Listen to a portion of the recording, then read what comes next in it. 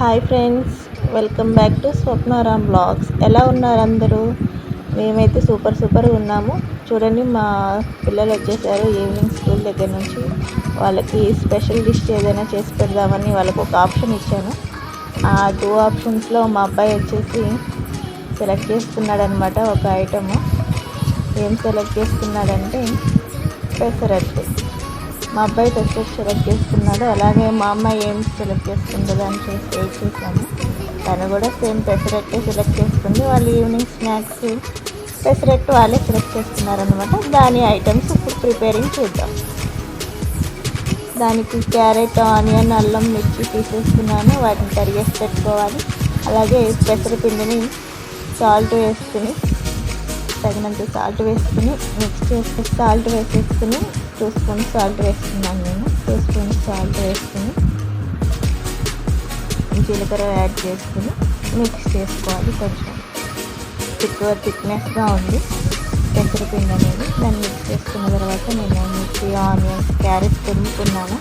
అలాగే అల్లం కూడా తురుముకుని పెట్టుకున్నాను. స్టవ్ వెలిగించేసుకుని ప్యాన్ పెట్టేసేయండి. ప్యాన్ పెట్టుకుని ప్యాన్ హీట్ అవ్వాలన్నమాట. హీట్ అయ్యాక ఆయిల్ వేసుకోవాలి. 1 స్పూన్ 2 స్పూన్స్ ఆయిల్ వేసుకున్నాక హీట్ అవ్వాలి. హీట్ అయిన తర్వాత ఇప్పుడు మనం అట్టు వేసుకోవాలి. నేను చేసిన పిండి అయితే కొంచెం థిక్నెస్గా ఉంది. మనకు బయట అయితే రైస్ ఎక్కువ వేస్తారు కాబట్టి క్రిస్పీనెస్ వస్తుంది. కానీ ఇంట్లో మనం పెసరపప్పు ఎక్కువ వేసుకుని చేస్తాం కాబట్టి మెత్తగా ఉంటుంది. రైస్ అనేది కొంచెమే వేసుకుంటాం అన్నమాట.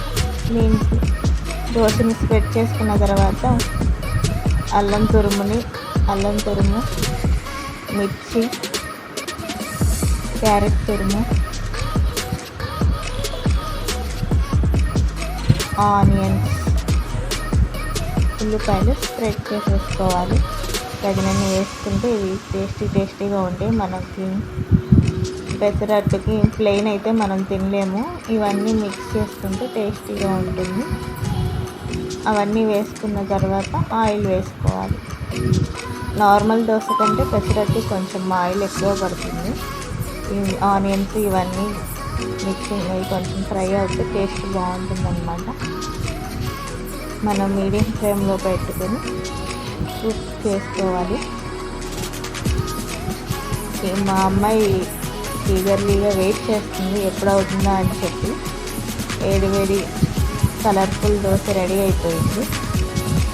ప్లేట్ పెట్టుకుని రెడీగా ఉందన్నమాట మా పాప. ఫస్ట్ మా పాపే తీసుకుంది చూడండి. నెక్స్ట్ వచ్చేసి కారం దోశ కావాలని అడిగితే కారపొడి కూడా వేసుకుని నెక్స్ట్ దోశ కూడా రెడీ చేశాము. ఈవినింగ్ చాలామంది బయట ఫుడ్ తింటారనమాట. బేకరీ ఐటమ్స్ లేకపోతే చిప్స్, బయట నార్మల్ షాపుల్లో దొరికే చిప్స్ అవన్నీ తీసుకొచ్చుకొని జంక్ ఫుడ్ తీసుకుని పిల్లలకు పెడుతుంటారు. ఇంట్లో కుక్ చేయడానికి టైం లేక. అవన్నీ అన్హెల్దీ ఫుడ్స్ అనమాట. మన మంచి ఆయిల్స్ కానీ దాంట్లో వాడే ఐటమ్స్ కానీ హెల్దీగా ఉండవు.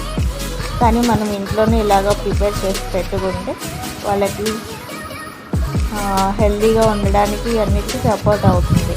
బయట ఫుడ్ అనేవి పిల్లలకి అవాయిడ్ చేయండి. ఎక్కువ శాతం అసలు బయట ఫుడ్ పెట్టద్దు. ఇప్పుడు చాలా డేంజర్గా ఉంటుంది బయట ఫుడ్. అలా అన్నీ అన్హెల్దీగా ఉంటుంది.